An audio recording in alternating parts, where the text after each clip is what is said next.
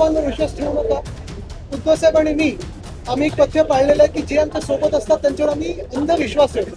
काही काही लोक अंधभक्त असतात, आम्ही अंधविश्वास ठेवणारे लोक आहोत. सगळे जे काही निवडून आलेले आहेत खासदार आपण पाहिलं असेल 2024च्या लाटेमध्ये उद्धव साहेब प्रत्येक मतदारसंघात गेलेले आहेत. आम्ही असू, पवार साहेब असतील, हे सगळेच आम्ही प्रचार करून लोकांनी हे ना मशालीवर जिंकून आणलेलं आहे. महत्वाची गोष्ट म्हणजे कालच्या आमच्या बैठकीमध्ये आपण पाहिलं असेल सगळेच लोक काही तिथे उपस्थित होते, काही ऑनलाईन उपस्थित होते आणि हे सगळे लोकांनी विश्वास ठेवून मतदान केलेलं आहे आणि सगळे सोबत आहे. दोन्ही गोष्टी बघा तुम्ही, एका बाजूला सरकार आपल्याला सांगतं विजेचा पण सरप्लस आहे, नेट सरप्लस आहे, पण लोड शेडिंग चालू आहे, ट्रिपिंग चालू आहे. दुसऱ्या बाजूला आता हे जे काही सांगतात की ऑगस्ट पर्यंत पाणी पुरेल असं एवढं पाणी आहे, पण आता पुण्यात एक दिवस आड म्हणजे कदाचित इथेनॉलला जास्ती पाणी देतील अशी भीती वाटायला लागली, कारण इथेनॉल तर 100% फाईल साईन झाली. पण मुख्य गोष्ट ही आहे की कदाचित सरकार आज रात्री येऊन 8 वाजता तुम्हाला आश्वासित करेल की पुरेसं पाणी आणि पुरेसं वीज हे तुम्हाला 2047च्या साली 100% मिळेल. पण एकच सॉरी, मी तुम्हाला परत एकदा एका महत्वाच्या विषयावर आणतो, मग विधान परिषद येतो.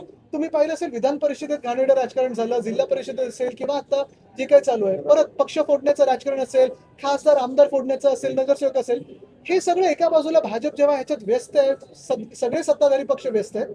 पाण्याचा विषय असेल, जो पुण्यासारख्या शहरामध्ये जर एक दिवस आड पाणी यायला लागलं तर कोण इथे उद्योगधंदे करायला येणार, कोण इथे गुंतवणूक करायला येणार, कुठचा आयटी पार्क येणार आहे, हा जरा विचार करावा. याच विधान तुम्ही जसं आता भाजप हे सगळं राजकारण करतोय, मात्र तुमच्याच महाविकास आघाडीमध्ये घटक पक्ष शरद पवार गटाच्या उमेदवारांनी इथे माघार घेतली. त्यावरून तुमचे शहर प्रमुख म्हटले की आमच्या पाठीत खंजीर खूप असला आणि आता महाविकास आघाडीतून बाहेर पडण्याची वेळ आलेली आहे. तुम्हाला सांगतो असं अनेक ठिकाणी आमच्याकडे जसं कोकणात देखील एकाला आम्ही हकालपट्टी केली, आम्हाला दिसलं सरळ सरळ त्यांनी पैसे घेतले असतील किंवा नसतील, पण त्यांनी माघार घेतली. जे लढायलाच तयार नाहीयेत ते सोबत राहून काय करायचं, म्हणून त्यांची हकालपट्टी आम्ही केली. पण महत्वाची गोष्ट पुन्हा एकदा सांगतो तुम्हाला, आम्ही पूर्ण प्रयत्न करत आहोत लोकांचे विषय घेऊन. सगळे आंदोलनं असतील, मग ज्युडिशियल ऍक्टिव्हिझम असेल, मग इव्हन अधिवेशनात आता भांडायचं असेल, सगळी आंदोलन वगैरे करतो. पण पुन्हा एकदा सरकार आणि सत्ताधारी पक्ष कधीतरी राजकारणाच्या पलीकडे जाऊन जे जनतेचे खरोखर प्रश्न आहेत ते सोडवणार आहेत का? आदित्यजी, उद्धव साहेबांनी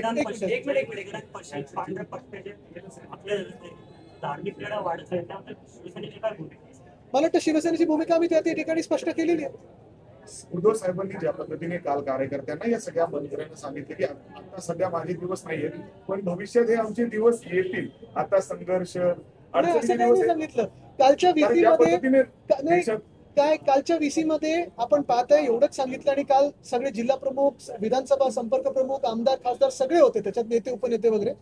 एकच गोष्ट महत्वाची आहे, लोकांमध्ये रोष वाढत चालला. महागाईचा विषय असेल किंवा पेपर फुटीचा विषय असेल किंवा हॉस्पिटलमध्ये आपण पाहतोय औषध उपलब्ध नाही आहेत, अनेक गोष्टींमध्ये रोष आक्रोश वाढत चालले. शेतकरी त्रस्त आहेत, महिला हैराण आहेत, सगळं हे काय. पण हे होत असताना विरोधी पक्ष म्हणून आम्ही आमची पूर्णपणे बाजू जी आहे, निवडणुका असो किंवा नसो, आम्ही ती मांडत राहणार, लढत राहणार आणि लोकांच्या विषयासाठी रस्त्यावर उतरत राहणार. हेच एवढं आम्ही सांगितलेलं आहे. एकच महत्वाचं आहे. दुसऱ्या बाजूला आपण पाहतोय परवाकडे कॉक्रोच जनता पार्टीचं पुण्यात देखील आंदोलन झालं, मोठा प्रतिसाद मिळाला. का तर लोकांमध्ये तो रोष आहे, पर्याय शोधतात लोक, आणि तो पर्याय उभा करण्यासाठी आम्ही सगळेच प्रयत्नशील राहू. प्रतिसाद भेटतो तसा महाराष्ट्रातल्या विरोधी पक्षांना कुठलेही आंदोलन भेटत नाही. म्हणजे रोहित पवार एकटे आंदोलनाला बसले, त्याच्यानंतर सगळे पाठिंबा देतात. जर एकत्रच रस्त्यावर उतरले असते तर त्याचा विधान परिषद वेळेस सुद्धा तुम्ही म्हणता जे लढणार नाही त्यांना ठेवून काय फायदा. मात्र विरोधी पक्ष आहेत, राष्ट्रवादी काँग्रेस असले. बघा, ह्याच्यातून तुम्हाला मी राजकीय वक्तव्य करणार नाही, पण एकच सांगतो, अर्थात कोऑर्डिनेशन वाढत राहील आणि कोऑर्डिनेशन 2022 मध्ये आपण सगळं बघितलं. 2022 मध्ये आपल्यासोबत जे झालं, आता ते पुन्हा ऑपरेशन टायगरची चर्चा. ऐका ना, आता हे operation tiger, operation lotus, operation leopard, operation monkey, जे काय करायचं ना, ह्याच्यात मला जायचं नाहीये. अफवांवर मी विश्वास ठेवत नाही. थोडा वेगळा होता साहेब. आता टीएमसी चे 20 खासदार, आता एक खासदार असणाऱ्या पार्टीत ते विलीन होत आहेत आणि मग त्यांचा पक्ष. हे सगळं जे राजकारण चालू आहे, हे सगळं लोकशाहीला घातक आहे असं तुम्हाला वाटतं का? लोकशाही राहिली कुठे? लोकशाही संपलेली. आणि म्हणून मी मगाशी जे म्हणालो, आम्हाला जर वेळेत न्याय मिळाला असता तर हे झालं नसतं. 3 लोकसभा मतदारसंघातल्या विधानसभा वाईज बैठक झाल्या, सगळे पदाधिकारी, मग कुठली पदं रिक्त आहेत, काय आहेत, येणारे SIR, या सर्वांवर चर्चा झाली. आणि पुढचं काय कसं आंदोलन करायचं वगैरे हे सगळे विषयांवर चर्चा झाली. आता जास्ती माहिती देत नाही, नाहीतर बैठक बाहेरच घ्यायला लागली असते. तुमच्या काही खासदार स्वतंत्र गट तयार करण्याच्या तयारीत आहेत. दिल्लीत संजय राऊत देखील अचानक गेलेला आहे आणि तुमचे काही खासदार आज प्रतापराव जाधव यांची देखील त्यांनी भेट घेतलेली आहे. मला वाटतं आपण अफवांवर विश्वास ठेवू नका. उद्धव साहेब आणि मी आम्ही एक पथ्य पाळलेलं आहे की जे आमच्या सोबत असतात त्यांच्यावर आम्ही अंधविश्वास ठेवतो. काही काही लोक अंधभक्त असतात, आम्ही अंधविश्वास ठेवणारे लोक आहोत. सगळे जे काही निवडून आलेले आहेत खासदार आपण पाहिलं असेल 2024च्या लाटेमध्ये उद्धव साहेब प्रत्येक मतदारसंघात गेलेले आहेत. आम्ही असू, पवार साहेब असतील, हे सगळेच आम्ही प्रचार करून लोकांनी हे ना मशालीवर जिंकून आणलेलं आहे. महत्वाची गोष्ट म्हणजे कालच्या आमच्या बैठकीमध्ये आपण पाहिलं असेल सगळेच लोक काही तिथे उपस्थित होते, काही ऑनलाईन उपस्थित होते आणि हे सगळे लोकांनी विश्वास ठेवून मतदान केलेलं आहे आणि सगळे सोबत आहे. कुठेही कुणाच्या फायली शोधल्या नाही करप्शनच्या.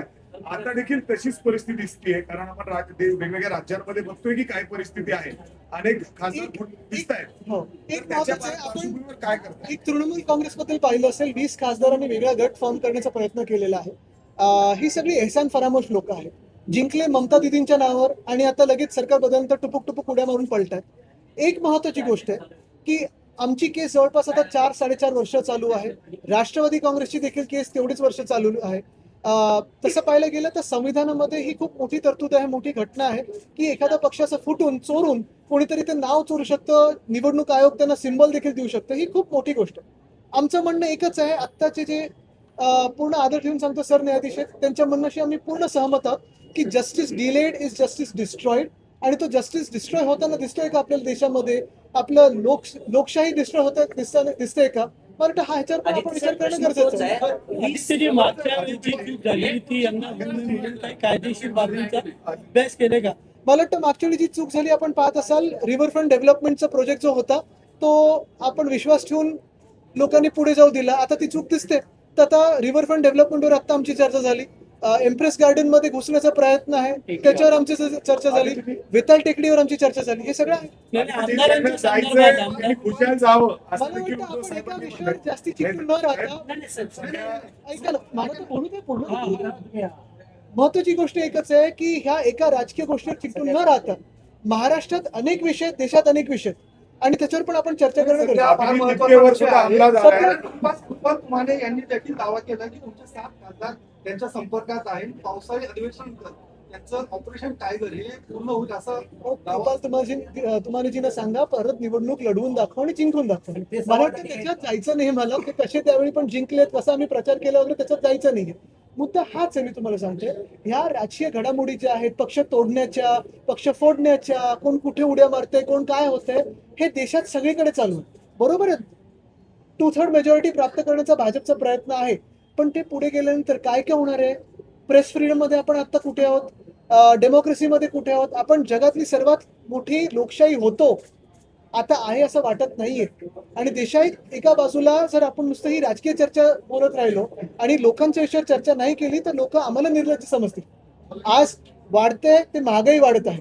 आज आपण पाहतोय नीटचा पेपर फुटतोय. आज सीबीएसईचा पेपरमध्ये घोळ झालेला तो पाहतोय.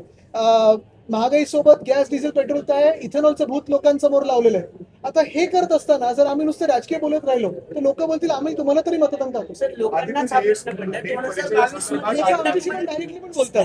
अभिजित तितके देखील राजस्थानमध्ये आता मुख्य मारहाण झाली. त्याच्यावर मला थोडी माहिती घ्यायला लागेल कोणी काय केले. पण जे कोण त्यांच्याशी त्यांना घाबरतात किंवा जनजीला घाबरतात तेच असं काही शेतकरी कर्जमाफीचा प्रश्न आहे साहेब. रोहित पवारांनी 4 दिवस जवळपास आंदोलन केलं. काल गिरीश महाजन स्वतः गेले. अटी ज्या आहेत त्या कमी करून निकष कमी करून कर्जमाफी, तुम्हाला वाटते हे सरकार कर्जमाफी करेल येणाऱ्या 31 तारखेपर्यंत? आपण 2 फरक पहा. पहिली जी आम्ही 2019 साली केली होती ते 2019-20 साली त्याला आम्ही कर्जमुक्ती बोलत होतो. माफ कोणाला आपण करतो तर गुन्हेगार करतो. गुन्हेगार काय शेतकरी आहेत आपले? काय शेतकरी म्हणजे आपला अन्नदाता? गुन्हा केले कोणी? आणि मुख्य गोष्ट हीच आहे की आमच्या वेळी कुठच्याही अटी शर्ती न लावता, कुठचंही किचकट ह्याच्यात तांत्रिक गोष्ट न आणता आम्ही सरळ सोट आम्ही केलेलं की 2दा तुम्ही सह्या करा किंवा अंगठा करा. जे काय आपले सरकार सेवा केंद्र होतं त्याच्यात जाऊन तुम्ही करू शकत होता.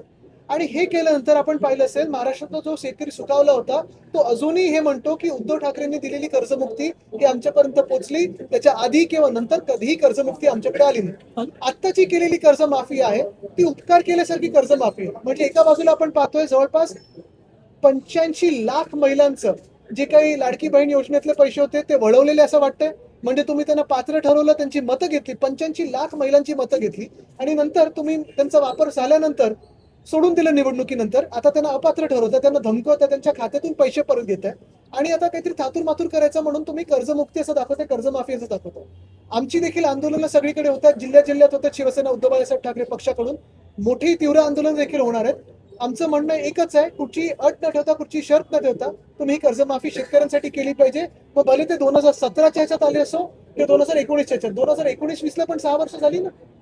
आपण 2019च्या कर्जमाफीला कृषी मंत्र्यांनी टीका केली आहे का? जे काय कृषी मंत्री कोण आहेत? दत्ता मामा महाराष्ट्राला विचारा, आठवतात का कोण कृषी मंत्री? तुम्ही वेता टेकडीचा विषय जो घेतला होता त्याच्यानंतर हे सांगता येतो. विधान परिषद वेता टेकडीचा जेव्हा विषय घेतला होता, आत्ताचा ज्वलंत मुद्दा पुण्यातल्या पर्यावरणाचा आहे. रस्ता रुंदीकरणासाठी हजारो झाडांची कत्तल होती. गणेश खिंडाचा तो रस्ता आहे आणि त्याची झाडं लावण्यासाठी महापालिका प्रशासन असेल, मेट्रो प्रशासन असेल, कुठेतरी उत्तरं जी आहेत ती सारवासारव करताना दिसतात. पुन्हा एकदा हा मुद्दा तुम्ही उपस्थित करणार आहात? निश्चितपणे करणार आहोत. आम्ही हा प्रश्न विधान भवनात देखील घेणार आहोत, खूप अग्रेसिव्हली घेणार आहोत. पुण्यातला वेटाळ टेकडीचा विषय आहे, तो HCMTRचा विषय आहे, मग परत गणेश खिंडीचा विषय आहे, ते आता बॉटॅनिकल पार्क जे आहे त्याचा आहे, एम्प्रेस गार्डनचा आहे, रिव्हरफ्रंट डेव्हलपमेंटचा आहे. मुख्य गोष्ट ही आहे, परत तुम्हाला सांगतो, मी पर्यावरण मंत्री असताना इथे येऊन पाहणी केली होती. सलीम अली बर्ड पार्क, तिथे आता राडारोडा पडलेला आहे, तो आपण पूर्ण राडारोडा काढून रिवाईव्ह केलं होतं. रिव्हरफ्रंट डेव्हलपमेंट तो विषय थांबवून खऱ्या काय ब्लू लाईन रेड लाईन आहेत ते आपण रिवाईव्ह करत होतो. तो अभ्यास करून मग आपण रिव्हरफ्रंट डेव्हलपमेंट खरं जे आहे सस्टेनेबल डेव्हलपमेंट, शाश्वत विकास, तो आणणार होतो. तसंच वेताळ टेकडीला मी पूर्णपणे स्थगित केलं होतं आणि सरकार असो किंवा नसो त्या विषयाला आम्ही चिकाटीने घेऊन, जिद्दीने घेऊन लढत आहोत.